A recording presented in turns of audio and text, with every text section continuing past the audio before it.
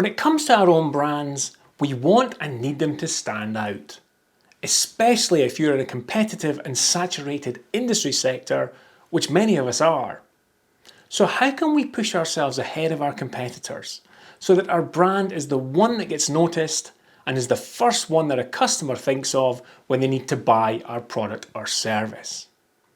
Well, this is where brand distinctiveness comes in. Now, be sure to watch this video until the end, as I will be giving you a link to download a helpful PDF on this very topic. When you're looking to buy a product where there is little differentiation between the features and benefits or pricing, being distinctive is what can help you to win the sale. So, that being said, what can you use to make your brand distinctive? Well, you have a few options. You can have a distinctive logo, a tagline, colours, fonts, even the shape of your product.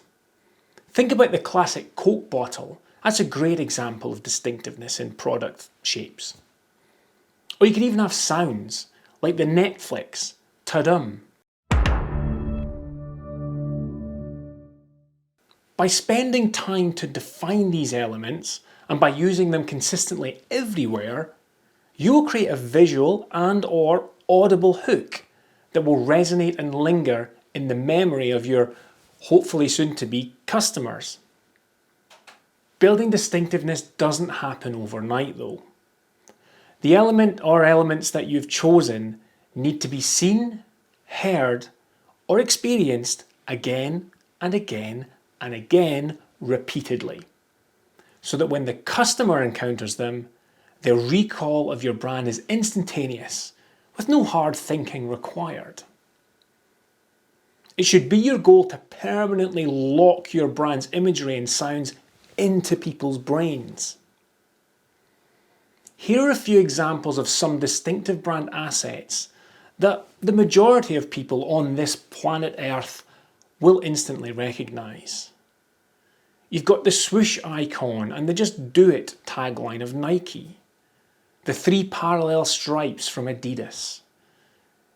You've got the red and white brand colours of Coca-Cola, McDonald's yellow arches, and that Apple logo and their tagline, "Think Different."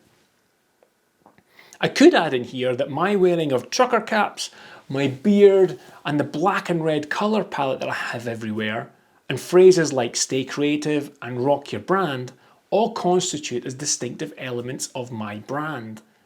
When you're creating your distinctive brand asset, you need to make sure that it is unique to you. For example, let's say that your logo or colour is similar to a competitor's. Maybe you're in the financial sector, where blue is a common colour.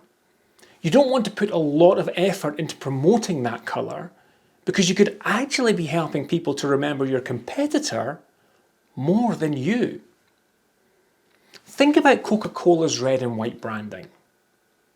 You won't find any other soft drinks company using that colour scheme, because it's too closely tied to people's memories of Coca-Cola. If they were to start using red and white as well, all they would be doing is reinforcing Coca-Cola in people's minds. Now, it took Coca-Cola years and years to build up such a prevalence of their brand colours that it would be dangerous for a competitor to start using that same colour scheme. The same goes for the other brands that we mentioned in the list before. They too have spent years promoting their distinctiveness. Nike couldn't have gotten away with using just a swoosh to market their brand when they first formed. Nobody would have a clue who it was or what it was, but by consistently showing the swoosh alongside the Nike name and etching it into the consciousness of consumers through that consistent and wide use, it got to the point that the swoosh became so distinctive that they could start using it on its own without the Nike name, and people would still know it was Nike. Like a lot of things to do with brand building, it doesn't happen overnight. It takes a lot of effort and consistency to gain that recognition. This is why it's important that you take your brand foundations seriously and spend time building them so that you can be consistent from the get-go. If you skip that strategy work, you'll find yourself changing tack and being distracted by the latest flash-in-the-pan trends rather than using your strategic goals to forge your path ahead.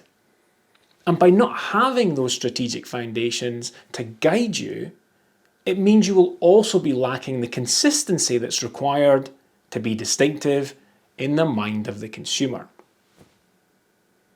I highly recommend that you download and read the Distinctive Assets study by the Ehrenberg Bass Institute for Marketing Science. You can download it from the link that you can see on screen now. It's pixels.inc/distinct. If you'd like more brand and design advice directly to your email inbox, why not join hundreds of other brand rockers who already receive a copy of Rock Your Brand? That's my monthly newsletter that delivers insights and tips on how to grow stronger brands. That's it for now. Thanks for watching. I hope you found it useful, and until I see you next time, stay creative, folks.